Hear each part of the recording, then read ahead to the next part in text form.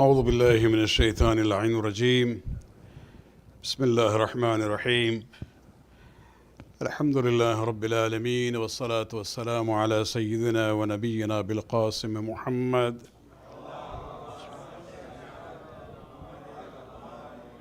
وعلى أهل بيته الطيبين الطاهرين المعصومين واللعنة الدائمة الباقية على أعدائهم من الآن إلى قيام يوم الدين. أما بعد، فقد قال الله سبحانه وتعالى في كتابه الكريم: إن الله اصطفى آدم ونوحا وآل إبراهيم وآل عمران على العالمين. صلوات.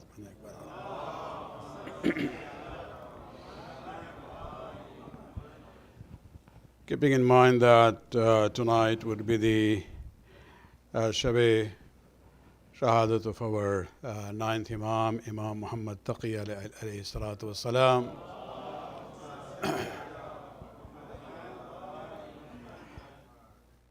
I just would like to, talk about the importance of, not only maintaining our identity, but being proud of our identity.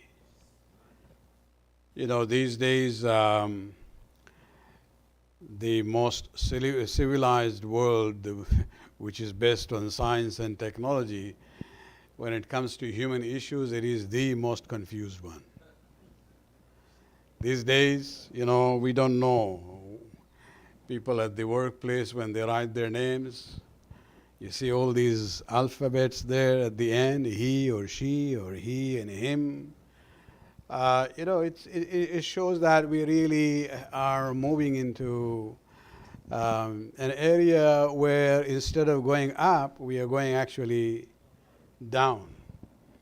So science and technology is good, but when it comes to human issues like that, and it's not only this issue. You see, the point is that everybody is being told you should be proud of it.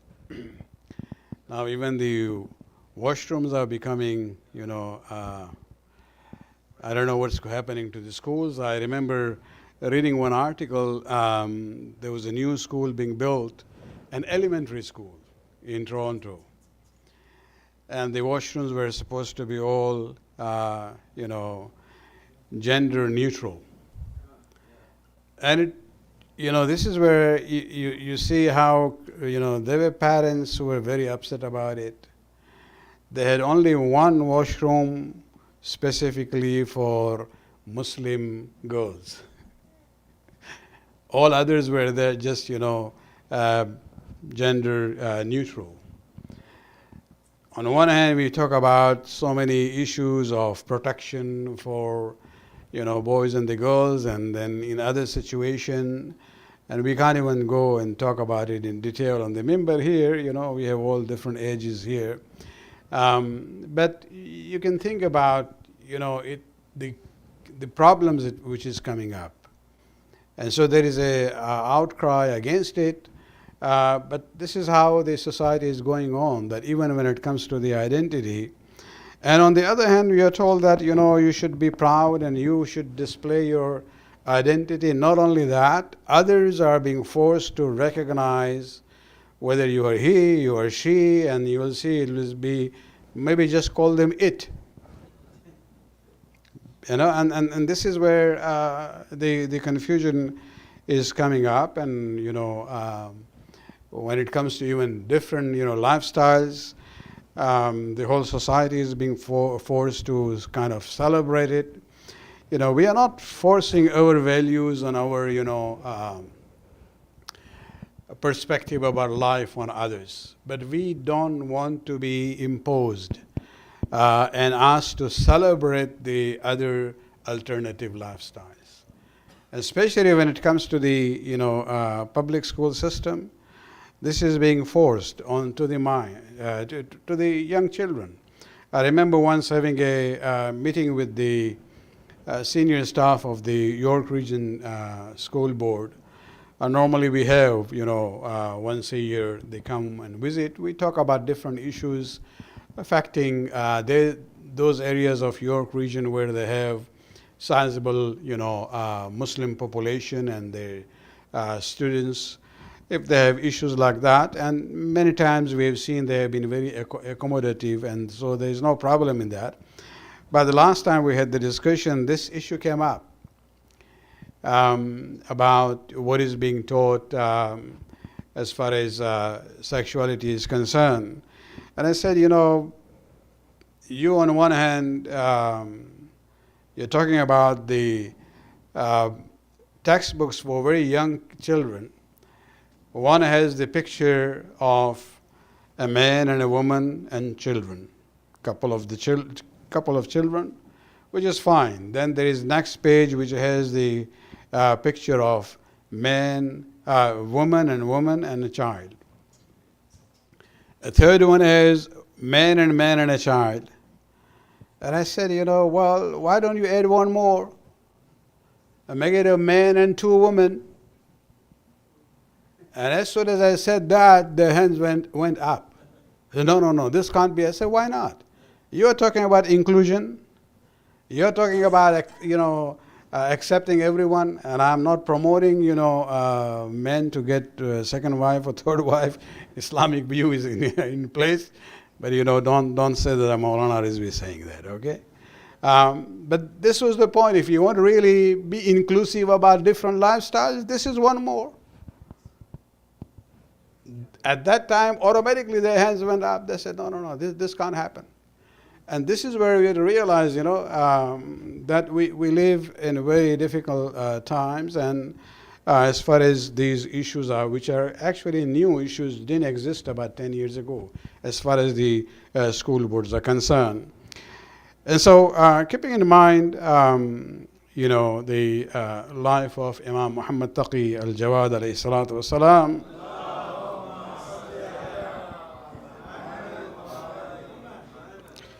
I want to just, very briefly talk about the importance of, knowing ourselves and being proud of what we are.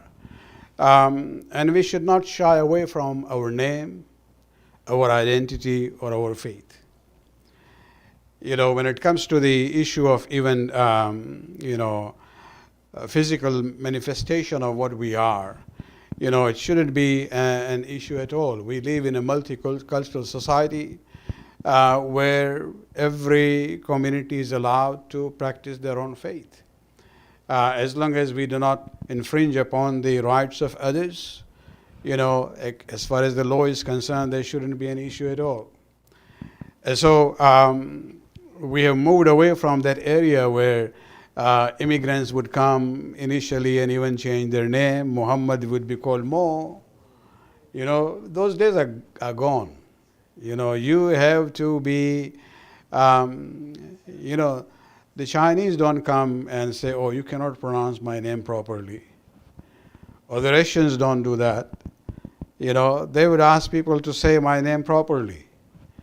I don't know why we were in this mode of feeling ashamed of even saying our name in that way or changing it. And so name becomes the very, most important sign of identity. And if you look at it, you'll see that even when we name our children, and I'm not against, looking for new names. We always get requests when children are born, Maulana, can you give us a new name? Which is not common. And it's okay as long as within the Islamic and Muslim culture, that should be okay. But remember that, we should not be looking for the names which would be like more, Caucasian or Christian sounding, so that, my child will have easy life in this school. Where are you going to shy away from this? And this is where the issue of identity starts. That have your name and be proud of it. Even if you look at the names of the recommendation that we have from the Prophet and the Imams, for example, we are told if you have a son, at least for the first week, call him Muhammad. Then you can call him by the name, whatever you're putting in the birth certificate. That's okay. But the Prophet says, call him Muhammad for 1 week, which is there is an emphasis in that way. Even if you look at the Imams, we have 4 Ali, then we have 3 Muhammad, 2 Hassan. Hussein is, of course, unique. Ja'far is also alone. Musa is alone. And so this is where we see that even among the Imams, these names are continued in that way. We look for, diversifying, that's fine, but, the emphasis is that we should be proud of our own identity, especially when it comes to our own name. Salawat.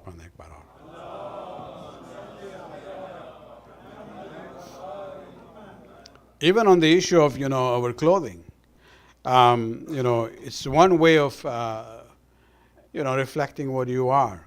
The way you wear, or sometimes, even if you look at the Indian Sikh community, they don't shy away. They've been here for more than a century, much before, many other Asians, especially in British Columbia. They have been here for more than a century. But you will see that, of course, there are all different segments among them, but there are many who still have maintained that. And they don't shy away from it. In the first Trudeau cabinet, when Liberals came back after 10 years of Conservative rule, you had a defense minister who was from the Sikh background, and he had his turban and beard there. And so the issue is that, this shows that this person is proud of what he is. And, he can reach to that level. And this is where we have to learn that, when it comes to our identity, even when it comes to the dress, if we have a special, of course, Islam is more a universal and global religion. We don't have any conditions that you should be wearing topi and things like that. No, you can even wear normal, Canadian Western clothes as long as they fulfill the requirements of the Sharia.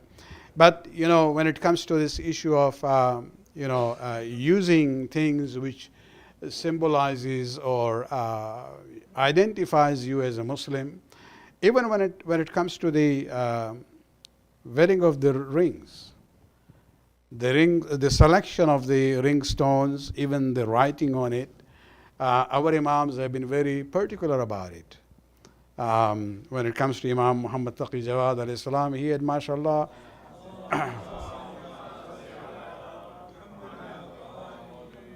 10 different kinds of rings. Of course, not wearing them all at the same time, but and each one has a different writing carved in it, reflecting the power of Allah subhanahu wa ta'ala. Of course, when you have that, you have to make sure that you don't touch the name of Allah without wuzu. I have Surah Qul Huwallah here. So you have to be, it doesn't mean you must be always in wuzu, but you don't touch it without, don't touch the writings without wuzu. That's the main thing. And so, and sometimes when it comes to especially the firoza, this has become more a symbol in the Middle East and the Muslim culture for Shias. You can actually know one another by just looking at the firoza ring. And so even these simple things in life, can become part of your identity, and there is no reason, to shy away from it. Salawat.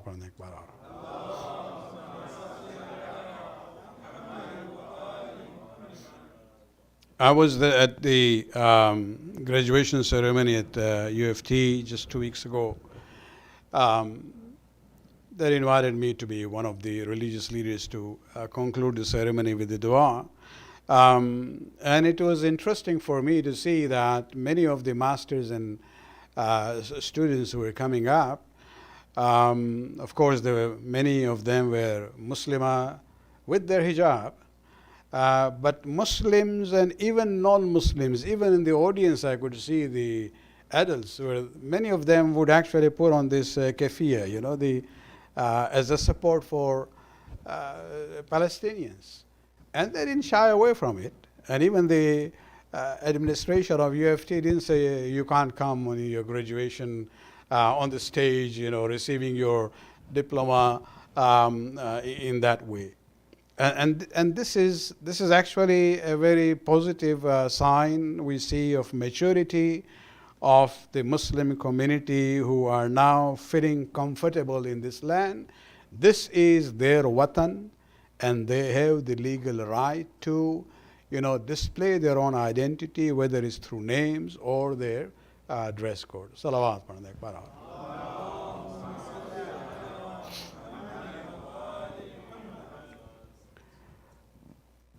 एक बार और सलावत पढ़ने को.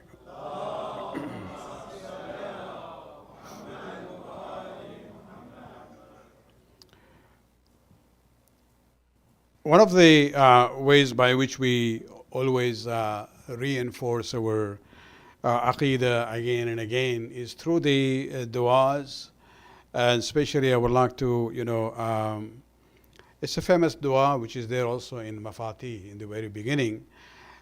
This is one of the common du'as to be recited, although it's not that commonly recited by us, but in the list of the common du'as for every prayer, there is a dua which is from Imam Muhammad Taqi alayhi salatu wasalam.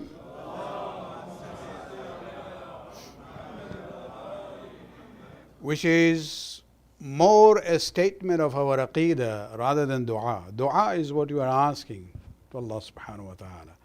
So this becomes like a preamble that you say that and then you ask Allah subhanahu wa ta'ala in the name of the Prophet and the Imams. And this is, it begins with the words, رَضِيتُ بِاللَّهِ رَبًّا. رَضِيتُ, razi, that I am pleased with Allah as my Lord, وَبِالْإِسْلَامِ دِينًا, and Islam as my religion, and I'm pleased with بِالْقُرْآنِ كِتَابًا, with the Quran as my scripture, my book, وَبِمُحَمَّدٍ نَبِيًّا صلى الله عليه وآله وسلم.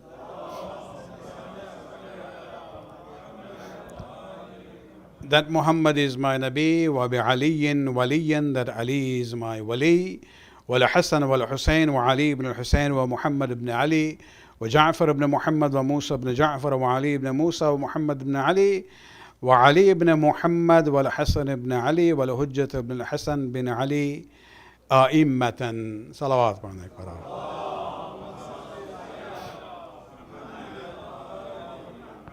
The riwayat, the narration is coming from the 9th Imam.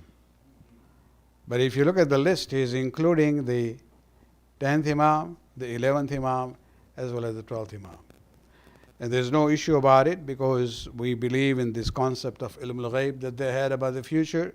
And so you have a complete, kind of Allah is the Lord, Islam is my religion, Quran is my holy book, Muhammad is the Nabi, and these are the A'immah that I follow. And even if you recite this once a week, I think everybody, even the children, remember the name of the Imams. It shouldn't be difficult to remember this, because whether you read this or not, this will be read to you. You know when? In the talqeen. That, oh, so and so, do you remember? When the malaika come to you and they ask you, Man Rabbuka, who is your Lord? You say, Allahu Jalla Jalali Rabbi. And what is your deen? You will say, Islamu Dini. What is your kitab? You will say, Al-Qur'anu Kitabi. What is your qibla? You will say, Al-Ka'ba Qiblati. Who is your Imam? And this is you go through the names of Imam. So this is actually, you are learning this so that it doesn't become, oh, what is this new thing I'm hearing now in my grave? This will be talqeen, will be a remembrance for this. Salawat pranay ek baar.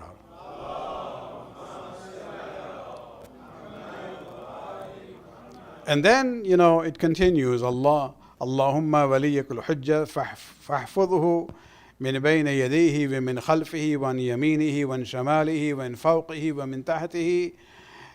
Oh Allah, help and protect our present Imam in all different ways. Wamdud lahu fi umrihi, and prolong his life. Waj'alhu al-qa'im bi amrik, and appoint him as someone who will come and establish your kingdom at the end. Wal muntasir ladinika, and he is the one who will help your religion. Wa'arihu ma yuhibbu, and Allah show to him what will please him. Especially, Allah help him in himself and his progeny and the family and his wealth. وَفِي شِيعَتِهِ, and Allah show him what will please him among his Shias. وَعَلَيْهِمْ مِنْهُ مَا يُحِبُّ وَتَقَرُّ بِهِ عَيْنُهُ, and Allah show his Shias what will make him pleased with them. So this is the dua which is coming at the end. وَاشْفِ بِهِ صُدُورُنَا, and Allah give healing to our heart through him. وَصُدُورِ قَوْمِ مُؤْمِنِينَ, and Allah give healing to the hearts of the believers through Imam of the time, أجل الله تعالى فرج الشريف. صلوات.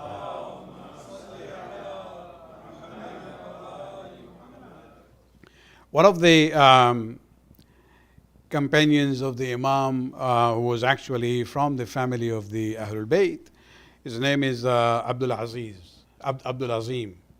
Those who go for ziyarat for Iran, when they go to Qum, just outside Tehran, there is a shrine there, Shah Abdul Azim. He is from the descendants of Ali and Fatima, and he was a very loyal companion of the 9th and the 10th Imam. And basically, he says that one day I came to the 9th Imam, and he asked him, he says basically, أريد أن أسأله عن القائم أهو المهدي أو غيره. He says, I wanted to know the Imam who is given this title, Al-Qa'im, the Mahdi. Are you the Mahdi of our time, or is someone else? He says, that was my intention. I went to, see him to ask this. But Abdul Azim says that before even I say anything, Imam started to talk about this issue. And Imam says, Ya Abul Qasim, إن القائم منا هو المهدي الذي يجب أن ينتظر في غيبته. That, O Abul Qasim, the Qa'im will be the Mahdi, and it will be wajib to wait for him in his ghaybat and his absence. وَيُطَاع فِي ظُهُورِهِ, when he comes, he will be absolutely obeyed by the people. And it's not me. وَهُوَ الثَّالِث مِنْ وُلْدِي, he will be third from my children, third generation. So this is 9th Imam, 10th, 11th, and the 12th would be the Al-Mahdi. وَالَّذِي بَعَثَ مُحَمَّدًا صَلَّى اللَّهُ عَلَيْهِ وَآلِهِ وَسَلَّمَ بِالنُّبُوَّةِ وَخَصَّنَا بِالْإِمَامَةِ. He says, by Allah, the one who raised Muhammad as the Nabi and gave us the honor of being the Imam.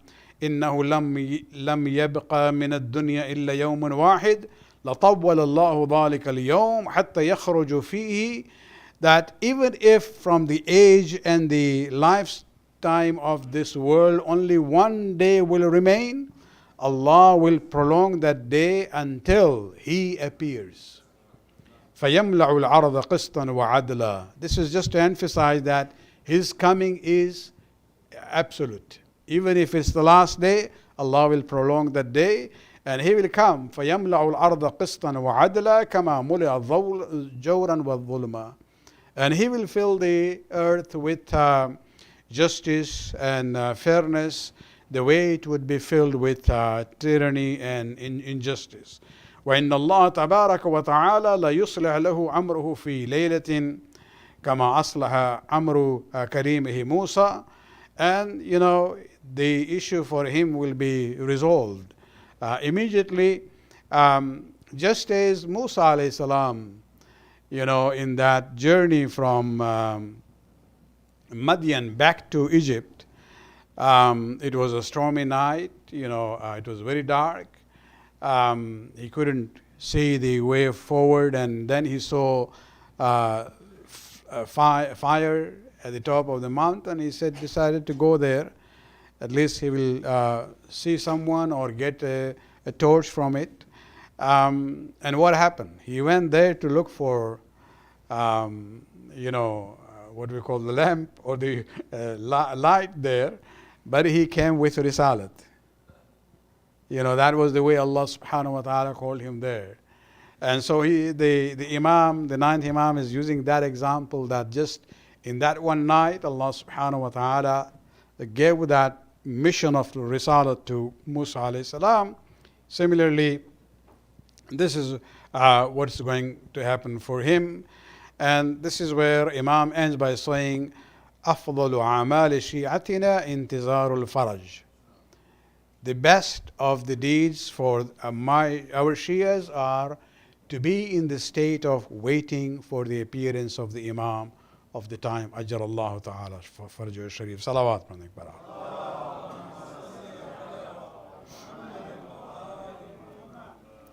Let me just end with one example from Imam Jawad on a very practical issue.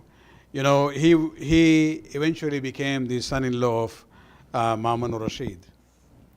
And that was because Ma'mun Rashid became so impressed with him while he was, in mid-teens, because of that meeting and the knowledge that he saw. And the rest of the story, the competition he organized with the scholars and how he was able to basically have an upper hand in that discussion. At the end, Ma'mun Rashid proposed the marriage to the Imam, and Imam accepted it. And for some time, Imam lived in Baghdad. Now remember, he is now the son-in-law of the not just the ruler, but the king, but the emperor of the Muslim empire. So he has everything at his disposal as far as the luxury of this dunya is concerned. However, Imam then, basically had to ask this permission from his father-in-law that I want to go back to Medina. And so he didn't stay there long. He went back to Medina. But there is a very interesting narration that we have from a person by the name of Hussein al-Makari. He says, I went one day to see the Imam, and I saw the environment in which he was living. After all, he was the son-in-law of the Khalifa. The respect and the protocol which was extended to him. He says that when I looked at Imam in that situation, I thought and I said to myself, لا يرجع إلى وطنه يثرب بل يقيم في بغداد راعيا في النعم والطرف. I don't think that he is going to leave Baghdad and go back to Medina. He will live in this life of comfort and luxury. He just thought about it. Abdul Azim also had a question in his mind. Before when he asked, Imam responded to him. Here also you see the same situation. Imam looked at him, and Imam said, Ya Hussein, خبز الشعير وملح الجريش في حرم جد رسول الله أحب إلي مما تراني فيه. That, O Hussein, the brown bread, I would use the modern term, because still, I'm sure our elders would remember, we used to only eat white bread. Only these poor people would eat brown bread. Now, because of this health consciousness, even the millionaires and billionaires eat brown bread. So Imam is saying that brown bread of Makkah, and the unrefined salt of Mecca, of Medina. The brown bread of Medina and the unrefined salt of Medina is more dearer to me in the shrine, close to the shrine of my grandfather Rasulullah, than the luxury that you see me surrounded with it here. And this is where we have to realize, that he's at-taqi. When we talk about this issue of taqwa, taqwa doesn't mean you shun away from the dunya, you run away from the dunya. Taqwa means you can live in the dunya, but not be the slave of the dunya. If the time comes that you have to move away from all this, if it becomes an issue of halal and haram, this is where you choose the halal, even if it's going to be difficult. And that's the meaning of taqwa. And the ninth Imam is known as at-taqi. In spite of his very young age, he says, don't think that I'm living here and this is what I, love that way. No, if I have to separate myself from it, it wouldn't be difficult at all. And this is where we see that even, with things that he had from the Khalifa of the time, as well as the religious dues coming from the followers, Imam used to actually not use these things for himself. One of his famous titles besides At-Taqi is Al-Jawad. Al-Jawad means what? Al-Jawad means somebody who is generous. And that is because of his, generosity that he exercised during his entire life. Although it was not a very long life. And this is where we come to realize that, the Imam's passing away was not by the natural causes. Of course, he was not poisoned by Ma'mun or Rashid. No, it was later on when one of the brothers of Ma'mun came to power later on, and he was called back from Medina. But the interesting thing is that although the daughter of Ma'mun Rashid was married to the Imam, but Allah subhanahu wa ta'ala decided not to continue his progeny through her. She didn't have any child from the Imam. The descendants of Imam Jawad basically continued through a lady who was actually from the North Sudanian area. All the Razavi Sadat are descendants of Imam Jawad alayhi salam. They are called Razavi because after Imam Rida alayhi salam, that title was used for all the remaining Imams. They were called Ibn Rida. And that's how, the descendants of Imam Jawad are known as Razavi. And so remember that, all the Razavis have some Sudanese blood in there. Because they're, the wife of the Imam Jawad was from the northern Sudan area. Salawat पढ़ने के बाद